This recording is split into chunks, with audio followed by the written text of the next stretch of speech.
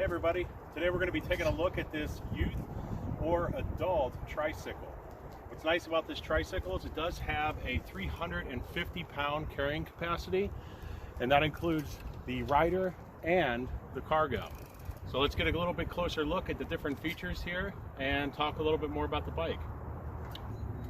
So you can see here, one of the main features about this bike is going to be the seat. What's nice about it is it's not just a large comfortable seat here on the bottom, you also have this backrest. This is really going to help with your posture so you're not leaning over too far, and also it's going to help with fatigue. Another big advantage of this bike are these large 26-inch wheels. That's going to give you a lot less rolling resistance than say smaller wheels, and when you combine that with the 7-speed gearbox here in the back, you're going to be able to get up hills very easily even with this larger bike. Some of the other cool things I like are the fenders here on the bike itself. That's really going to help with any kind of splashing or things like that while you're riding. And then obviously the big advantage of this tricycle is going to be this carrying capacity here in the back. So again, combined you're going to have 350 pounds of carrying capacity with the passenger and also any cargo that you may be holding. So here's everything when it comes right out of the package. What I think is really nice is you can see it's very well wrapped. You're going to have your rear wheels, your fender, you're going to have your rear axle here, your handlebars, your seat, chain guard, some rails, the frame itself, all of the hardware that you need to set this up. And you can see here it has your pedals, your chain. There's also a bike lock here. You're also going to get all of your reflectors, your hardware. And again, what I think is really nice too is that because everything's included in this kit, you're going to get your multi-tools, everything that you need here. You're also going to get your front wheel, front fender, your basket, and then your basket liner. And what else is nice is you're going to get this full color instruction manual. What's nice about this, it lays out about how much time each section is going to take to put together. And you can see here there are very detailed instructions on how to get this bike up and running. So the first thing you're going to do is take your rear derailleur.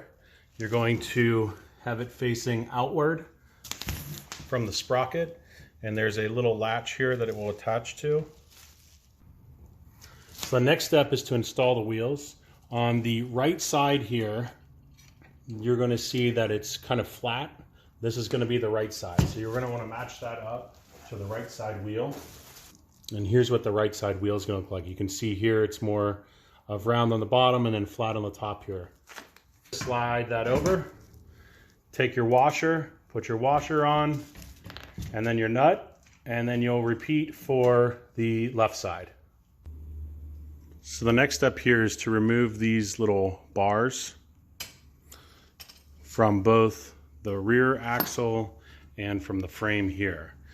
Then you're going to want to flip the rear axle this direction and slide this piece in. And this is what everything will look like once you have those 4 bolts installed. So when you come off of the rear sprocket, you're going to loop the chain down through the bottom end of the derailleur and then back up through the little red sprocket here. Then when you pull this tight, you'll see that the derailleur will unfold, and then this is where you're going to connect the 2 chains together.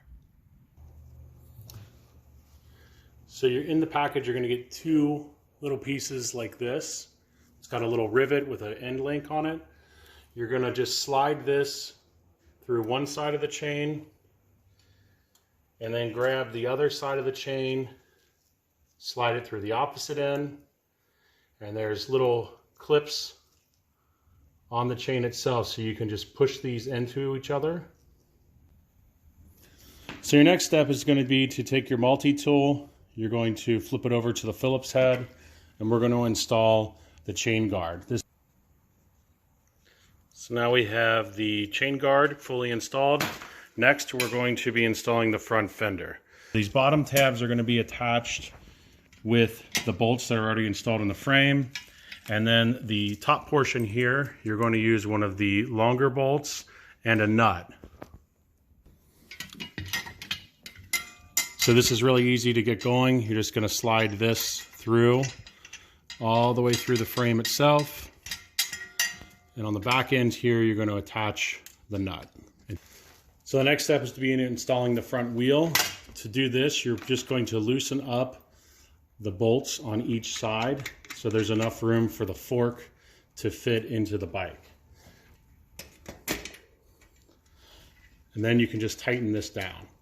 Now, so the next step is to install the reflectors. So now the next step is to put the wheel reflectors on. This is very easy. You're just going to put these between two of the spokes here, slide this down, and they'll click right into place. We'll do that for the other two wheels. So now that we have the wheel reflectors on, we're going to do the fender reflectors. And you can see here that there's a little stud on the back and a nut. And you're going to look for the spot on the fender that's similar to this. You'll have two holes on the bottom. You're going to go for the two holes on the top. Put those on and then tighten down this nut. Okay, so the next step is we're going to attach the fenders to the mud rails. This is really easy to do. You want to make sure that the little bolt holes right here are facing inward. Now that we have the fender and the mud rails attached, we're going to slide these down and attach them to the bike. And you can see down here, this is where we're going to want to attach them. And you're going to be using one of these medium-sized bolts here and a nut. That's how they're going to be bolted. The next step here is to install the handlebars. You've got this little piece right here, kind of a triangle. You're going to want to put that in and line the handlebars up with the front here. So now we're going to install the seat post to the seat and then to the bike itself. So this is really easy. You're going to insert this here, tighten these bolts, then you will install the seat post down here and get it to your height, and then go ahead and tighten it with the tightening bolt here. So now we're going to go ahead and install the pedals. This is really easy. You're just going to get these threaded in there, and you can see here that there is a spot to hook up the wrench and tighten them in. And here's what the bottom looks like, where you just push this in, slide that over, and then you're going to thread this in to tighten it up. So next we have the brake lines all hooked up. We also have hooked up the derailleur cable, and you're going to want to feed these all the way through, down here through the bottom. You'll see here, there's this attachment cable. It will loop up and over, go through this part of the derailleur here, and you'll tighten it onto this spot here. And then with the brake, you're going to feed the cable through here, tighten it here, and then the next step is going to be to adjust your derailleurs and your brakes. All right, so we got the basket all together. We got our tabs installed. Next, you're going to take these little metal brackets here and the longer bolts, and you're just going to drop them in, and you're going to feed bolts up from the bottom. Tighten those down, and then you're going to put the basket cover in, and that's it. So you can see that putting the bike together is not hard at all. It's also very easy to ride. You can get up hills very easily with those 26-inch wheels and the 7-speed transmission. And I'm absolutely loving the fact that we can carry groceries or any kind of items for maybe a party down the street, things like that, in the basket.